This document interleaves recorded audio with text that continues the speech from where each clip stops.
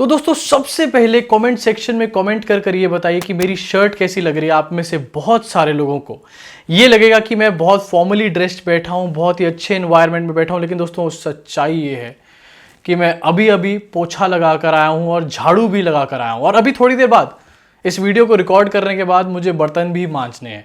मुझे लगता है ये छोटी छोटी चीज़ें जो हमारे देश को इस टाइम पे यूनाइट करके बैठी हुई है। अभी बहुत सारे लोग ये होंगे जो सोचेंगे कि मैंने टाइटल में क्या लिखा था और मैं क्या बातें कर रहा हूँ, और बहुत सारे लोग ऐसे भी होंगे जो लोग टाइटल को और थंबनेल को देखते ही, वीडियो खोलते ही मुझे गाली देना शुरू कर देंगे एकदम से। तो जो लोग मुझे गाली दे रहे हैं उनके लिए मेरे पास कुछ है, बहुत ध्यान से सुनिएगा आप इसको, क्योंकि ये बात आपके बहुत काम आएगी और आपका टाइम बहुत बचाएगी। तो जिन लोगों ने गाली दिया उनसे मैं सिर्फ इतना ही कहना चाहता हूं कि चले भागिए यहां से आप लोग सारे के सारे, क्योंकि आपका यहां पर कोई काम नहीं है। अब दोस्तों इस वीडियो में बहुत ही सारी इंपॉर्टेंट बातें हम लोग डिस्कस करेंगे, तो वेट किस चीज की है यार, शुरू करते हैं इस वीडियो को। एंड में अंधभक्तों वाला सेक्शन आएगा जो कल वाली वीडियो में भी आया था, तो पूरी वीडियो एंड तक जरूर देखिएगा, स्किप मत करिएगा। और अगर आप इस चैनल पर नए हैं तो सब्सक्राइब जरूर करिएगा, बेल आइकन भी दबा दीजिए अगर आपको मन करे तो।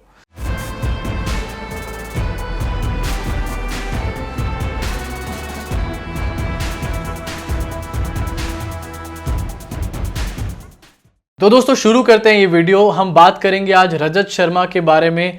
मुरादाबाद में एक बहुत बड़ी सिचुएशन क्रिएट हो चुकी है, उसके बेसिस पे पूरी कंट्री में एक सिचुएशन क्रिएट करी जा रही है, उसके बारे में भी बात करेंगे। साथ ही साथ हम लोग बात करेंगे जो तबलीगी जमात, जिसको नाम दे दिया गया आज की डेट में जाहिल जमाती है या फिर जाहिल जमाती, इसके बारे में भी हम लोग बात करेंगे यहाँ पे। सबसे पहले रजत शर्मा। अब इनको मैं रजत शर्मा बोलूं या इनको मैं रजत बेशर्मा बोलूं, मुझे ये चीज़ सबसे पहले समझ नहीं आती, क्योंकि काम दोस्तों इन्होंने ऐसा ही करा है कि सारी शर्म की जो हदें हैं उसको पार कर दिया है। अब रजत शर्मा के बारे में कुछ भी बात करने से पहले हमारे को ये बात जान लेनी ज़रूरी है कि रजत शर्मा एक जर्नलिस्ट से पहले एक एबीपी के मेंबर है, एबीवीपी के मेंबर है, माफ़ कीजिएगा। एबीवीपी यानी कि भारतीय जनता पार्टी का स्टूडेंट्स विंग। जो आदमी भारतीय जनता पार्टी के स्टूडेंट्स विंग का एक मेंबर रह चुका हो, एक अहम मेंबर रह चुका हो कई सालों तक, आखिरकार हम उससे अनबायस्ड जर्नलिज्म कैसे एक्सपेक्ट कर सकते हैं? यहाँ गलती सरासर हमारे देश की जनता की है, जो ये सोच रहा है कि शायद रजत शर्मा बाहर निकल कर आएगा और उनको अनबायस्ड न्यूज़ देगा। तो हुआ क्या दोस्तों? हुआ ये कि जिस दिन बांद्रा वेस्ट में हजारों मजदूर की भीड़ इकट्ठा हो गई, और अब मैं मजदूर बोल रहा हूं, अब तो रूबिका लियाकत भी मजदूर ही बोल रही हैं। पहले तो एबीपी माजा ने इस चीज को फैलाया, इस नफरत को फैलाया, लेकिन अब रूबिका लियाकत भी इसको कह रही है कि मजदूरों की भीड़ थी और झूठ बोलने का काम किया जा रहा है।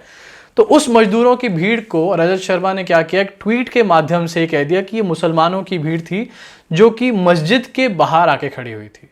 रजत शर्मा जी, आप एबीवीपी के एक मेंबर रह चुके हैं, लेकिन आज की डेट में आप एक जर्नलिस्ट है, सो कॉल्ड जर्नलिस्ट है, कम से कम उस चीज को तो ध्यान में रखो।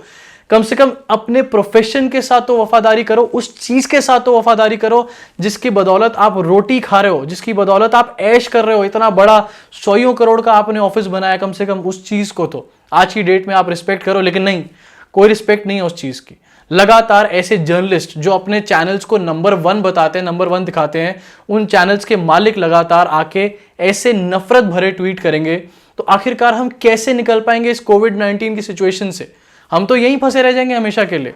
और वहीं दूसरी तरफ जहां अब रूबिका लियाकत भी ये कह रही हैं कि ये लेबरर्स हैं, ये मजदूर थे, ये कोई मुसलमान नहीं थे, वहां पर अभी भी इस चीज पे एक ट्रेंड चलाया जा रहा है कि ये चीज जो है प्लान थी, एक फैब्रिकेटेड थी, और पता नहीं दुनिया जहान की चीजें इस पे कही जा रही हैं। वो लोग जो अपने घर जाना चाहते थे उनकी इंसल्ट करी जा रही है। हमारे देश में गरीब जनता की और कुछ नहीं किया जाता, कोई मदद नहीं करी जाती, लेकिन उसकी इंसल्ट बहुत इजीली कर दी जाती है, और यहां पर भी इस सिचुएशन में भी इस टाइम पे यही हो रहा है। अब दोस्तों उसके आगे आपको एक बीच में खबर ये बताना चाहूंगा कि बहुत सारे टेस्टिंग किट्स, आज सुबह से ही न्यूज आ रही है कि लगभग 6 लाख टेस्टिंग किट्स हमारे देश में आज पहुंच जाएंगे। ये टेस्टिंग किट्स कहां से आ रहे हैं आपको पता है? ये टेस्टिंग किट्स आ रहे हैं चाइना के अलग अलग शहरों से। टेस्टिंग किट्स मंगाए जा रहे हैं और अब टेस्टिंग करी जाएगी, 6 लाख टेस्टिंग किट्स। आपको ये जान के हैरानी होगी, आश्चर्य होगा। कहने वाले ये कहते हैं, सरकार भी इस चीज का ढिंडोरा पीटती है कि हमारा देश बहुत अच्छे तरीके से इस सिचुएशन से डील कर रहा है, लेकिन हमारे देश में अभी तक लगभग सिर्फ 2.5 लाख टेस्ट हुए हैं। 2.5 लाख टेस्ट में से 12,000 के आसपास केसेस आ चुके हैं। अब ये 6 लाख टेस्टिंग किट्स आएंगे। अब आपको पता है क्या होगा? आने वाले 2 हफ्ते बहुत क्रूशल होने वाले, क्योंकि आने वाले 2 हफ्तों में या तो एक बहुत बड़ा इंक्रीज दिखाई देगा नंबर में, या फिर ये नंबर यहीं कहीं स्टैग्नेंट रह जाएगा। अगर हमारे देश में सच में सिचुएशन बहुत बड़ी है तो ये 6 लाख टेस्टिंग किट आने के बाद वो हमारे देश के सामने आएगी। एक सिनेरियो ये भी हो सकता है कि हमारे देश में 6 लाख टेस्टिंग किट आए, 6 लाख टेस्टिंग करी गई और बहुत सारे केसेस आए, और हमारे देश की सरकार उस चीज़ को हमारे देश की जनता से और हमारे देश की मीडिया से, इंटरनेशनल मीडिया से भी छुपा ले जाए, जो कि चाइना ने भी इनिशियली करा था, जिसके कॉन्सिक्वेंसेस पूरे वर्ल्ड ने बाद में भुगते। अब इसी के साथ दोस्तों एक खबर आपको और बताना चाहूंगा, जिससे एक बड़ा सवाल खड़ा होता है यहाँ पे कि क्या हमारे देश में कम्युनिटी स्प्रेड शुरू हो चुका है। जो लोग ये वीडियो देख रहे होंगे उनमें से बहुत सारे लोगों को ये पता नहीं होगा कि कम्युनिटी स्प्रेड क्या होता है। दोस्तों, कम्युनिटी स्प्रेड वो चीज़ होती है जब हमारे देश के अंदर ये वायरस अपने आप फैलने लग जाए। पहले तो बाहर से जो लोग आए थे वो इस देश में वायरस लेकर आए थे, लेकिन अगर हमारे देश में अपने आप ये वायरस बाहर से लोगों के आने के बजाय भी फैलने लग जाता है तो उसको हम लोग कम्युनिटी स्प्रेड का नाम देते हैं। यहाँ पर एक बहुत बड़ी खबर आई है जिससे थोड़ी थोड़ी इस चीज़ की कहीं पर अंदेशा भी लगाया जा रहा है कि ये कम्युनिटी स्प्रेड का रूप ले चुकी है, जहाँ पर एक पिज़्ज़ा डिलीवरी बॉय अलग अलग घरों में पिज़्ज़ा डिलीवर कर रहा था और उसकी टेस्टिंग जब करी गई तो उसको कोरोना वायरस पॉजिटिव आया टेस्ट में, और अब साउथ दिल्ली की 72 फैमिलीज को क्वारंटीन कर दिया गया है। उनके ऊपर सस्पेक्ट है कि शायद इनको भी कोरोना वायरस हो। ये एक कम्युनिटी स्प्रेड का बड़ा एग्जाम्पल हो सकता है यहाँ पे, और ऐसे ऐसे पता नहीं कितनी चीजें होंगी जिसके थ्रू हमारे देश में हो सकता है कम्युनिटी स्प्रेड भी हो आने वाले समय में। 3 मई ये लॉकडाउन एक्सटेंड करके 3 मई तक कर दिया गया, लेकिन यहां पर हमारे को इस चीज को समझना पड़ेगा कि जिस पेस पे हम लोग चल रहे हैं आज की डेट में, और वो भी स्लो टेस्टिंग में, जब ये टेस्टिंग फास्ट होगी तो हमारी पेस कितनी बढ़ेगी। ऐसी पेस में हम लोग एक महामारी पे ध्यान नहीं दे रहे। हमारा ध्यान जो है वो कम्युनल हेट्रेड पे, हमारा ध्यान जो है वो मुसलमान धर्म पे, हमारा ध्यान जो है वो जमातियों पे। ऐसी सिचुएशन में हम लोग इस 3 मई को कैसे एक डेट मान लें कि हमारे देश में लॉकडाउन खुल जाएगा। मेरी माने आप लोग तो ये 3 मई आती हुई मुझे तो नजर नहीं आती। मुझे लगता है कि ये 3 मई इस बार आने ही नहीं वाली है। ये जो लॉकडाउन है इसके भी आगे एक्सटेंड होगा अगर हमारे देश में अभी भी इस महामारी के ऊपर ध्यान नहीं दिया गया तो। लेकिन दोस्तों, इस चीज से हमारे देश में फर्क किसको पड़ता है? हमारे देश में तो लोगों को फर्क पड़ता है कि डॉक्टर्स किसी को लेने गए और वहां पर उन्होंने डॉक्टर्स को के ऊपर हमला करा, और वो हमला करने वालों का धर्म क्या था। हमारे देश में इन सब चीज़ों से ज़्यादा फर्क पड़ता है। एक तरफ मोदी जी कहते हैं कि डॉक्टर्स की रिस्पेक्ट करो, डॉक्टर्स का आदर करो, वहीं दूसरी तरफ हमारे सामने मुरादाबाद जैसे केस आते हैं जहां पर डॉक्टर्स के ऊपर पथराव किया जाता है, उनको मारा जाता है। अब जो भी इसके कसूरवार हैं, यहाँ पर ये बात मैं क्लियर कर देना चाहता हूँ कि जो भी इसके कसूरवार हैं उनको कड़ी से कड़ी सज़ा मिलनी चाहिए, क्योंकि वो लोग जो अपनी जान पर खेल कर, जो अपने बच्चों से भी नहीं मिल पाते अपने घर वापस जाने के बाद, क्योंकि उनको खतरा होता है कि उनके बच्चों को कोरोना वायरस ना हो जाए, उन लोगों के साथ जब ऐसा बर्ताव होता है तो ऐसा बर्ताव करने वाले लोगों को बिल्कुल भी बख्शा नहीं जाना चाहिए, चाहे वो कोई भी लोग क्यों ना हो। लेकिन वहीं दूसरी तरफ इस चीज पे राजनीति चल रही है, कोई भी एक्शन नहीं लिया जाएगा। ये बात भी मैं आपको अच्छे से बता देता हूं कि हमारे देश में जितने भी ऐसे केसेस सामने आएंगे उन पे कोई एक्शन नहीं लिया जाएगा, क्योंकि उनके ऊपर राजनीति जो कर रही है, उनके ऊपर पॉलिटिक्स जो कर रही है। अब हमारे देश में आपको पता है दोस्तों, मुसलमानों को क्यों टारगेट हर चीज पे करा जा रहा है। भीड़ मजदूरों की खड़ी होती है, ये कह दिया जाता है कि ये मस्जिद के बाहर मुसलमान खड़े थे। क्यों ऐसा हो रहा है हमारे देश में? क्योंकि ये लोग चाहते हैं कि इस पैंडेमिक के खत्म होने के बाद भी कुछ ऐसी बातें लोगों के जहन में बार बार भरी जाए और उनके अंदर नफरत पैदा करी जाए, जो इस पैंडेमिक के टाइम में हुई और या फिर नहीं भी हुई, उनको इन्होंने फैब्रिकेट करा। तो बार बार लगातार मुसलमानों को एक कल्प्रिट बना के दिखाया जाता है, और ये कल्प्रिट बनाना बाद में यूज किया जाएगा लोगों के अंदर हेट भरने के लिए, लोगों के अंदर नफरत भरने के लिए।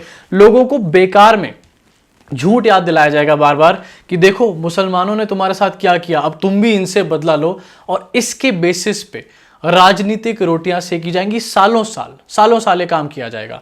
अब बात मैं करना चाहूंगा दोस्तों जाहिल जमाती के ऊपर।